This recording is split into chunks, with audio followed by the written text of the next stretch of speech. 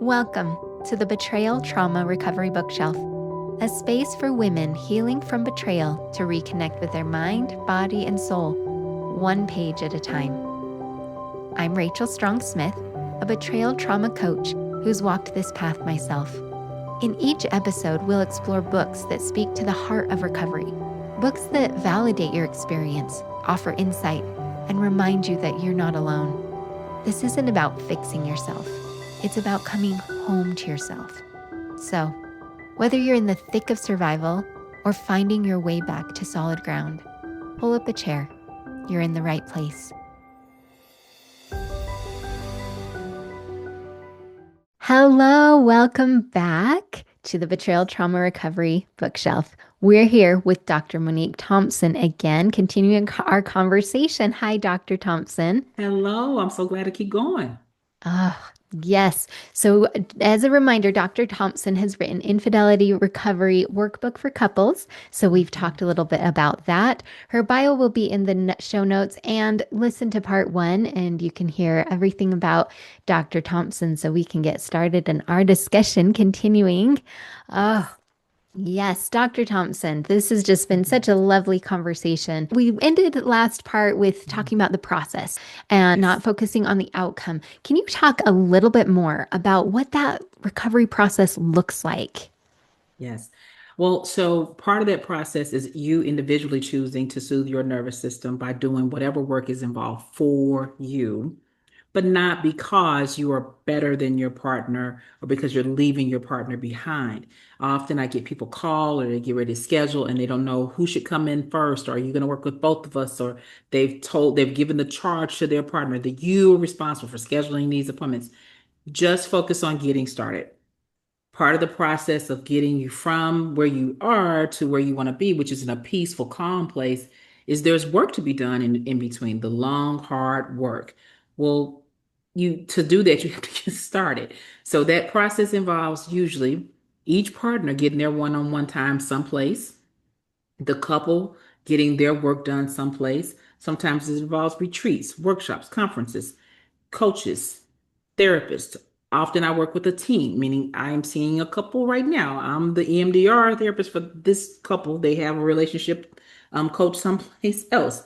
That happens all the time. I used Mm. to be the therapist who sent people to the EMDR person, and then my go-to person retired. This is really he retired, and I was trying to figure out what was going on with the referrals. So I called him, like, "What is going on? Are you taking people?" Monique, I'm retiring. I'm like, "No." No. So I just want you guys to know that all of us have like our Ah, go-to colleagues. And so when you're trying to figure out like who else to include, just ask us.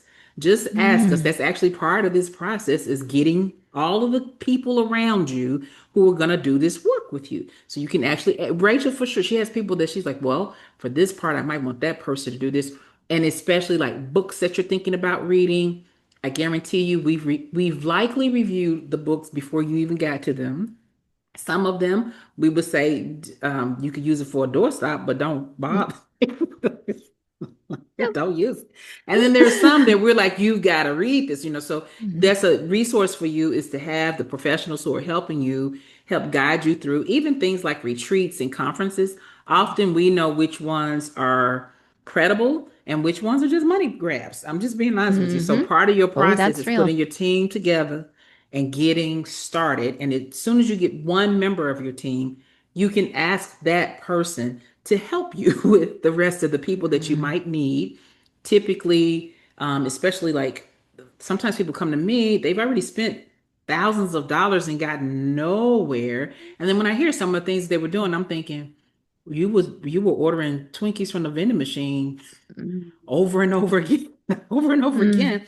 So yeah, you're hungry and mhm, you now feel sick and you regret all the money you spent in the vending machine, but you're still hungry and you're actually now malnutritioned.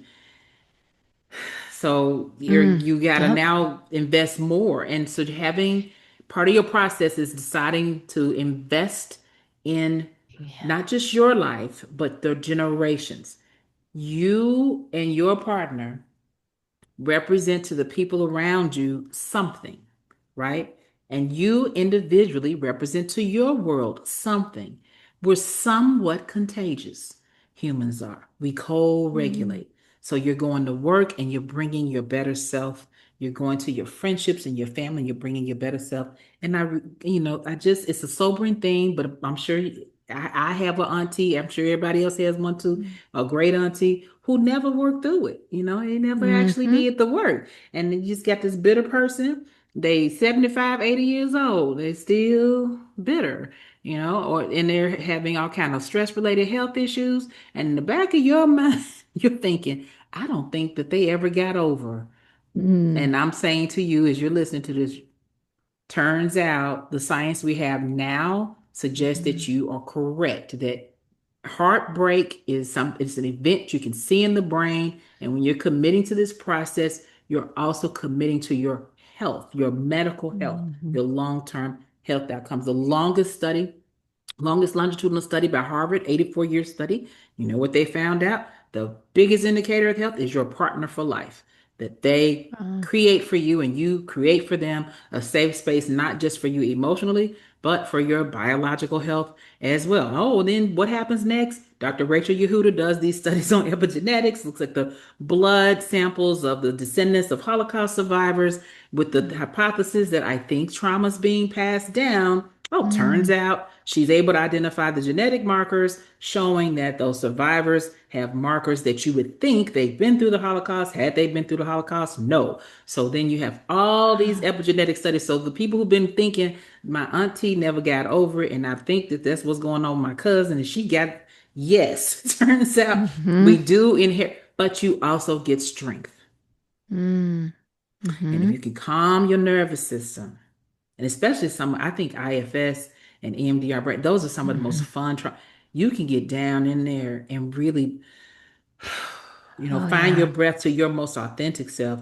And now you got a cape on, flying around your own life, and it's beautiful versus Oh, feeling like you are being walked on everywhere. So that's yes. that's part of the Oh, process you're committing to, is to be yeah. better later. I just really wanted to just kind of circle back to that process of finding someone, finding help, and Yes, getting finding that. help. And that process itself is not linear. The way that you No. described it, right? Mm-hmm. You start with one, and yes, you're like, okay, that seems good enough. Let's try it. And that's when you find, okay, that wasn't quite a good fit. So also in that, be prepared to Mm-hmm. be aware. Once you find one, it doesn't mean Mm-hmm. that's it. It's like, and maybe they Mm-hmm. were a great fit for then. Okay, then what's the next thing? And as you add Mm-hmm. on. Mm-hmm. So I just really Yes. appreciate that circular Yes. spiral process. Again, the Yes. process. And Yes. it Mm-hmm. it is very difficult that it isn't linear. Mm-hmm. We want Yes. it to be linear. We want it to be clear cut, and it simply isn't. I call it a butterfly effect. I never know Hmm. what part of this experience I'm coming into. And even if I do see that beautiful butterfly merge, I know that wasn't all me. There was Yeah. somebody that got the person the day they found out. And maybe they had a good friend who had given them a shoulder to cry on.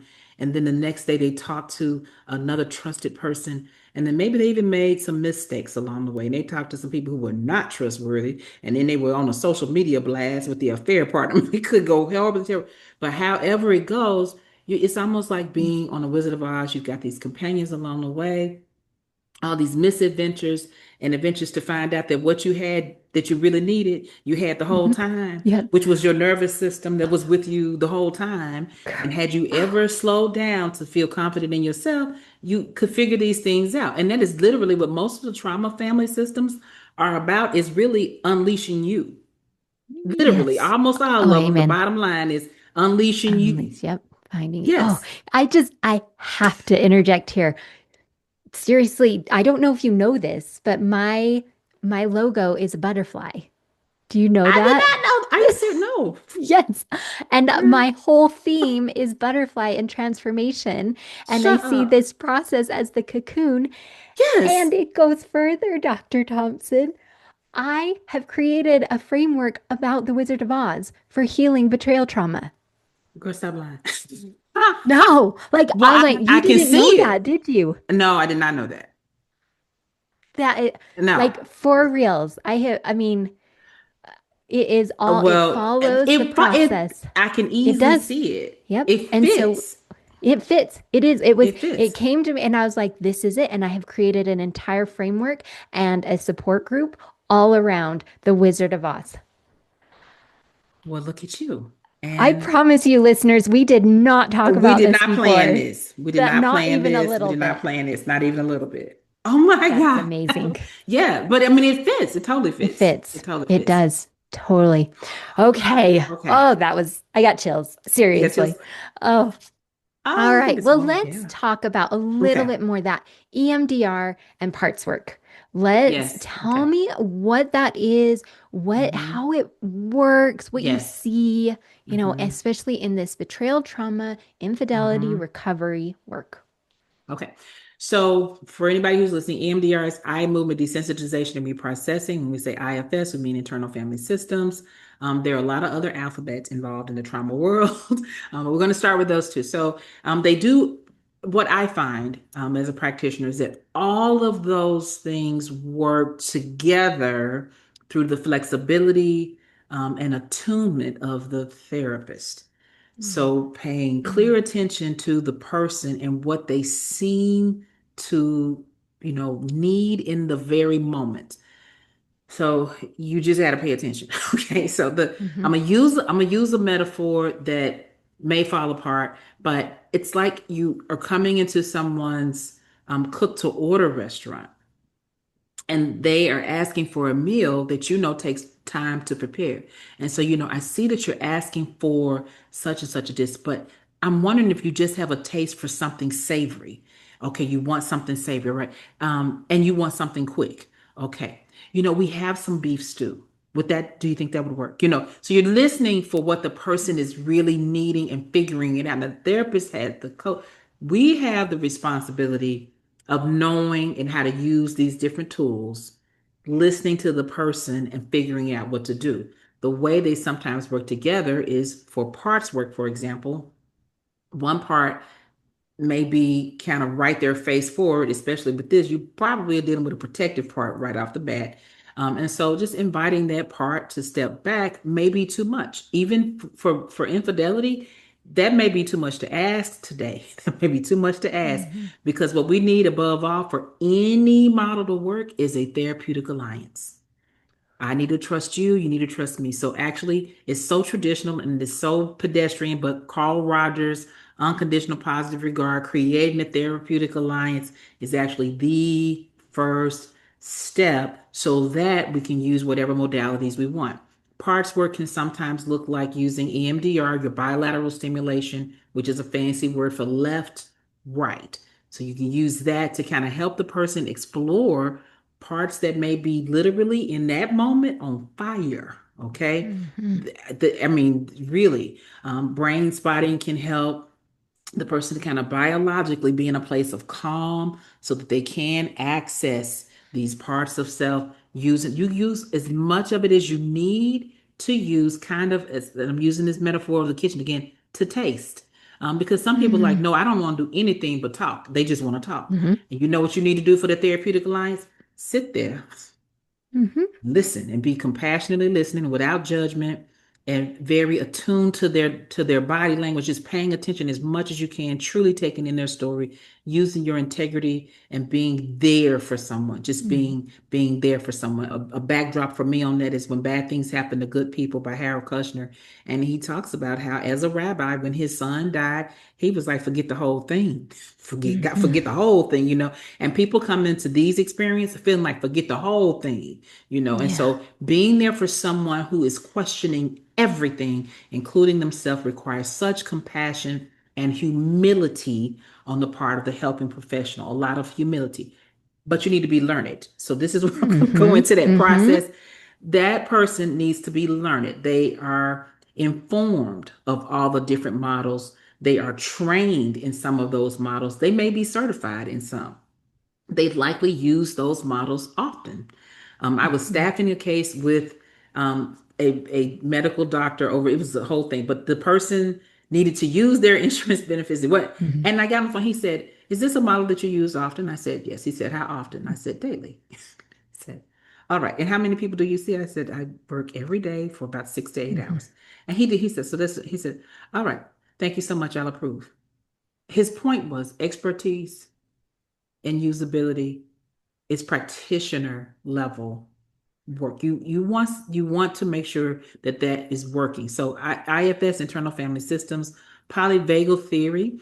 Mm, I mentioned that I'm not sure if it was in this part one or part two. Your I think part one, practitioner, yeah. you co-regulate with people, but there's the safe and sound protocol that actually comes with that theoretical approach. You can access those tools and actually provide them to the person. Sometimes you do not need to go and access those tools, but you don't know unless you are really drenching yourself in someone's story and figuring out. And we're back to the team thing. Maybe you Mm, don't offer every single part of those families, but there's a practitioner that does. And hmm. in my case, there are colleagues that I know that do. And I asked someone trusted to find someone trusted. And for your listening Mm. audience, that's what I recommend as well. This is the one time I would say do not rely on Google. Google's just gonna Yep. find somebody about you. This goes back. I mean, that's all. Hmm. That's all Google is gonna tell you. And I Hmm. say, use the same kind of approach you would to finding the best spa in the world to go to because you Mm. want a spa day. You wouldn't just Google. You like, well, okay, Google gave me these, but my best friend, she likes the spa. You would call her, and she would say, well, I was Yes. going over there, but then my person that was there, she left, and she's over at such and such now.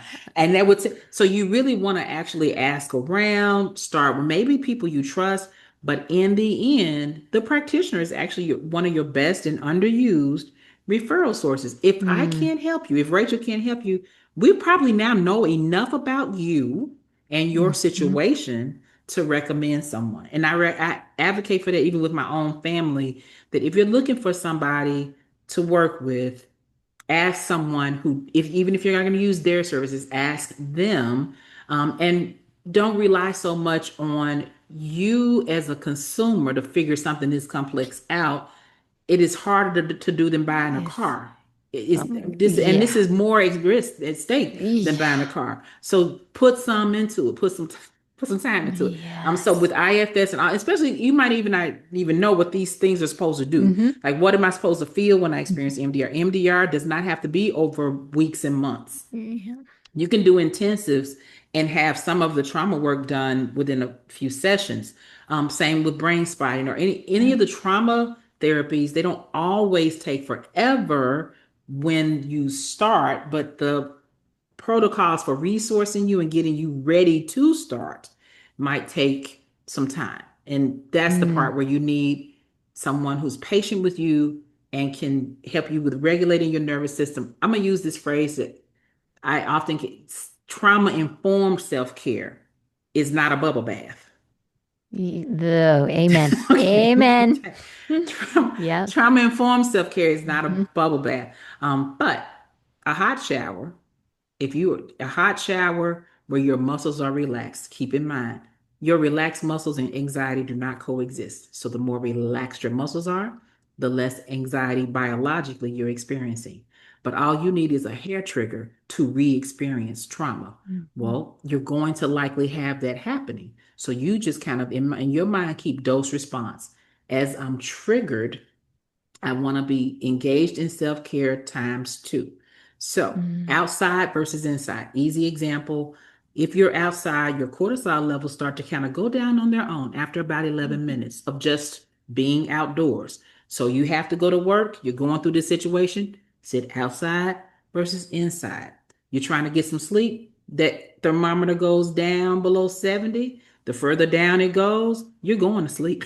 So, the Mm. colder the house and the more snuggled up you are, a hot bath, you're gonna go to sleep a little bit better. Watching TV, binging on Netflix, eating some snacks because you can't sleep, strolling through social media, going on his social media, going on her social media. Now you're agitated and now you can't sleep. Hear me say, none of that was self care. None of that was self care. All right. But that heat to your muscles helps. Outside time helps. Nutrition helps your brain. A cheeseburger is fun, but it's not well for your brain, right? Things that are great for your brain, antioxidants are great for your brain. Water. And I mean regular water. Stop counting coffee from Starbucks as your water does not count, right? So thinking about trauma-informed self-care means that I'm thinking about my brain, my heart, my gut. And I'm thinking about the happy chemicals that my nervous system needs. Is whatever I'm doing going to take care of my brain, my heart, or my gut, or will it cause a flood of my happy chemicals?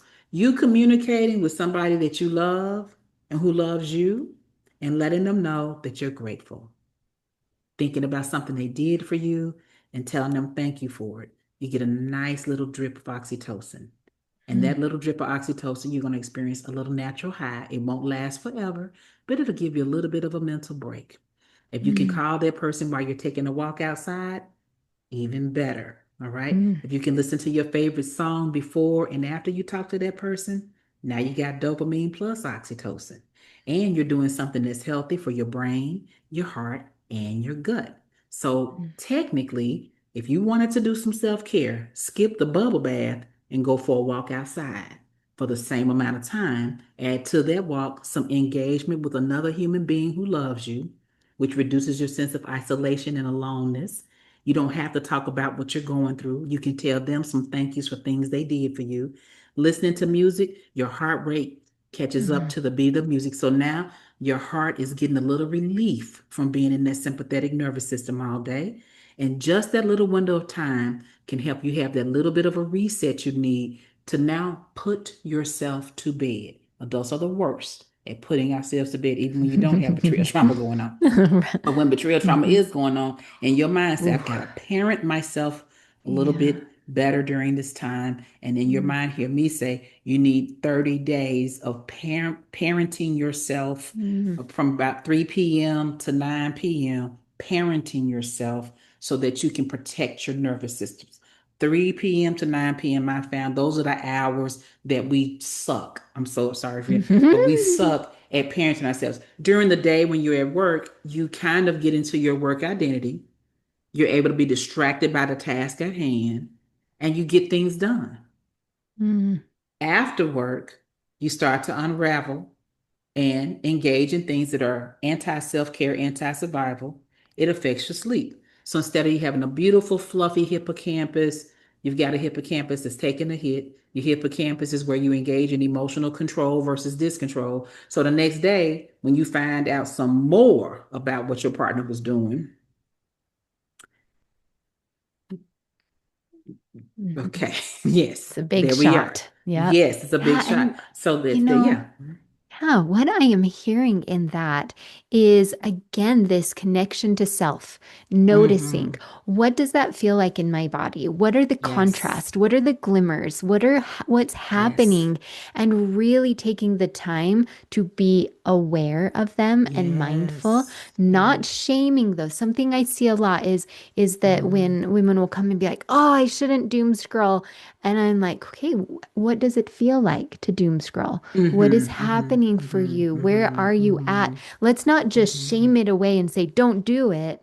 Let's say, Yeah. what does it feel like for you to do Yes. that? What does it feel like to do a walk?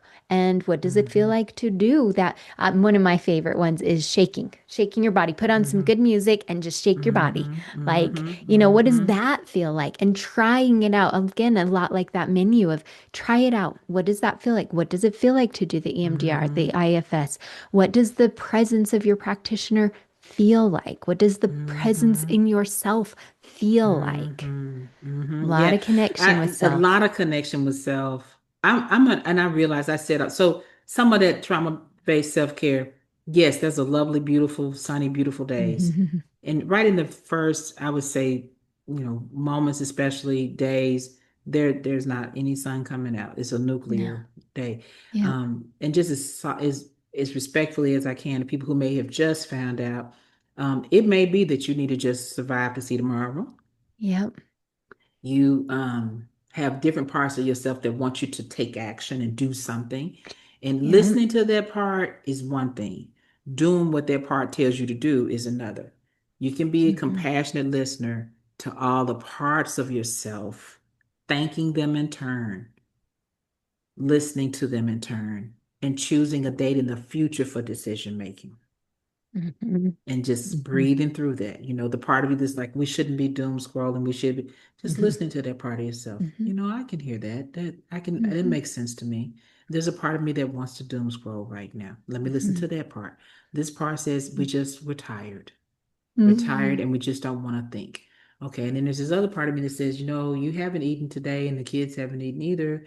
What should we do? And there's a part of me that says, we got to think about our budget. And there's this manager, saying, think about the budget. And then there's this other part that's just wanting to cuddle and doesn't want to think. So listening to them in turn Mhm. can help, but a trick to that is even to walk while doing it. Your thought time, Mm. try to do your thought time during your walk time. You're Mm. kind of self-administering a little soft level of EMDR because you got the natural bilateral stimulation Mm. Mhm. during your walk. And if you can allow yourself to have that thought time, the connecting with yourself time while you're walking, and just extend the walk until you Mm. notice that I'm calming down. My parts are they're communicating, check into that communication space. Okay, the part of me that's tired, she's resting. The part of me that wants us to be productive, okay, she's doing something. What is she doing over there? She's organizing. What is she organizing? Oh, she's organizing my calendar. Okay, just noticing and then checking in with capital letter S self. Am I ready to go Yeah. home? And going home. That being transparent, the walk is something even I do. I use walk and talk sessions Mhm. with my clients, Mm. but I also go on walks. My husband will say, is this one of your walks? Can I come with you? And I'm like, no, I need to go by myself. Partially because I let myself guide myself Yeah. on the walk. And I just walk it out until I start noticing that I can hear. And then once I can hear, I keep going until I start noticing answers. Now, the backdrop to that, Francine Shapiro, that is how she discovered EMDR.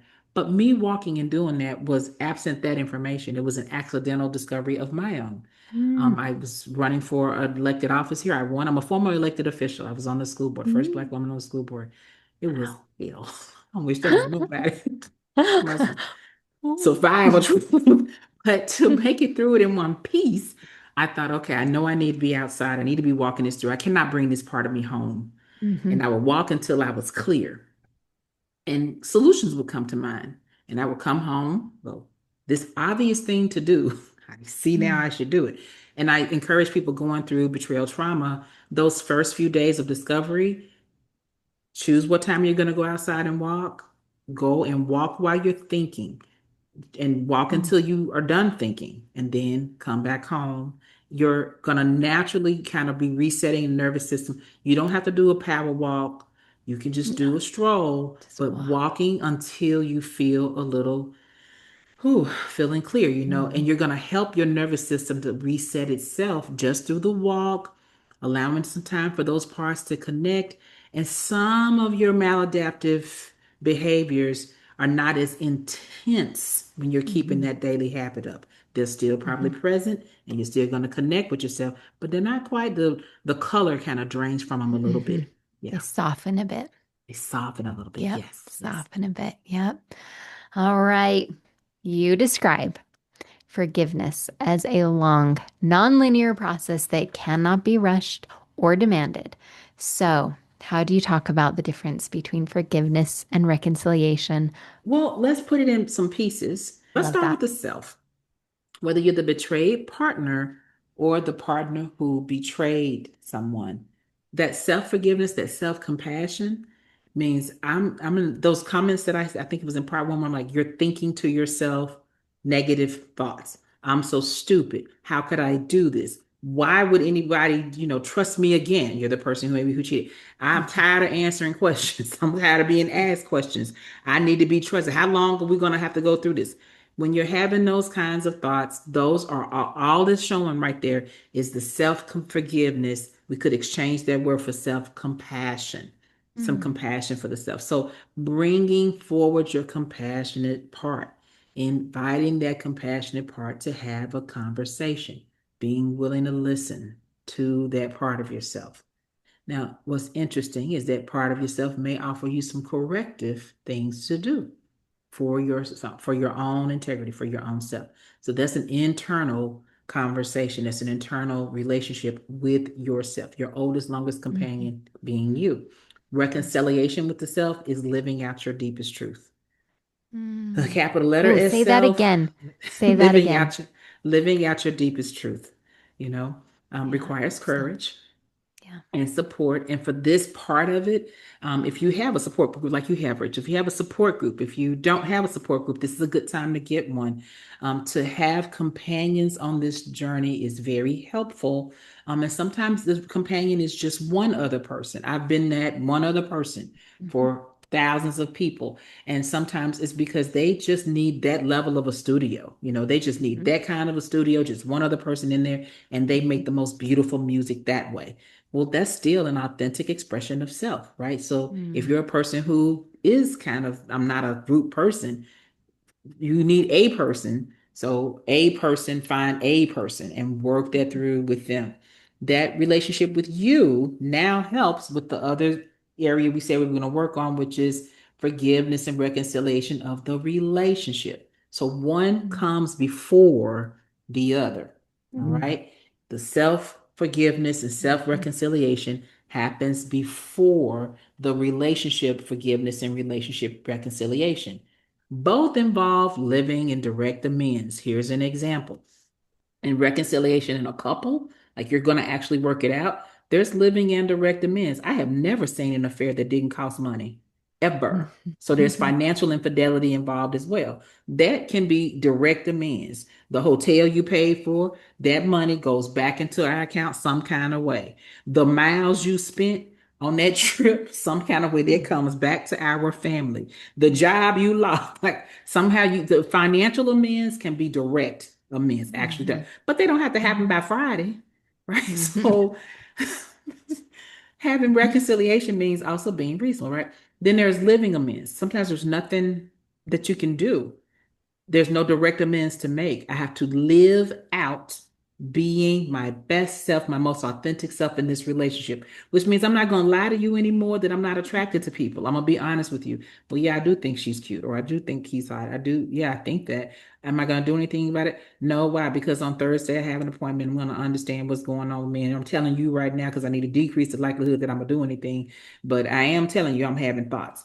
That is when you get the relationship is actually headed towards reconciliation, is when I'm not lying to you or to myself about being attracted to other people. I'm doing the things to decrease the likelihood that I will do something about this attraction because my most authentic self wants to be here and not away from you. But if my most authentic self doesn't even love you anymore, then the reconciliation of the relationship is for me to leave. Mhm. And for me Mhm. to leave peacefully, saying to you, I will cause harm if I stay. I'll keep causing harm if I stay. And then, even if someone begs you to stay, your authentic reconciliation is leaving, right?